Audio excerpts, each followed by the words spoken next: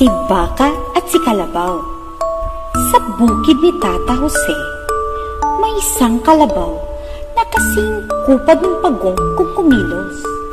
Halos nakatihaya lang buong maghapon at tamad magtrabaho. At kasama niya roon ang makisig at maliksing si Baka. Si Baka ay napakasipag at matulungin kay Tata Jose.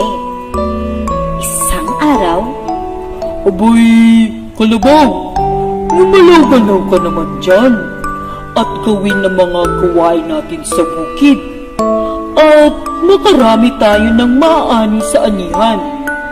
ang sabi ni Baka. Ngunit parang bingi lamang si Kalabaw na parang walang narinig. "Aboy, kung ayaw mo, bahala ka at ako'y magtatrabaho na't kailangan ng amo natin ang tulong ko." At dali-daling umalis si Baka. Isang araw, dinanatiis ni Tata Jose ang katamaran ni Kalabaw. "Ay puti, ba't bang tamad-tamad mo? Pinapakain naman kita. Bakit ayaw mong suklian ang pag-aalaga ko sa'yo?" Ang wika ni Tata Jose. Pero walang nagbago sa pag-uugali ni Kalabaw. Isang araw, "Abay, paring Jose, eto bang binibenta mong kalabaw?" Tanong ng matadero. "Oo, Kiko, at wala namang pakinabang sa bukid ang kalabaw kong yan. Buti pa, ibenta ko sa'yo at makabili ng bagong kalabaw na masipag para makatulong sa akin sa bukid."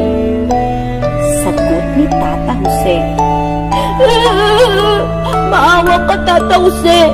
Mag-aararo na ako sa bukid at maging masipag na ako. Mula ngayon, huwag mo lang akong ibenta sa mataderong ito." Siyang nawika ng kalabaw. Dahil hindi siya narinig ni Tata Jose at ang pagtangis lamang niya ang narinig nito, natuloy ang pagbenta sa kanya sa matadero.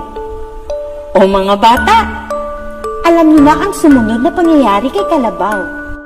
Kaya maging masipag at hindi pa huli ang lahat.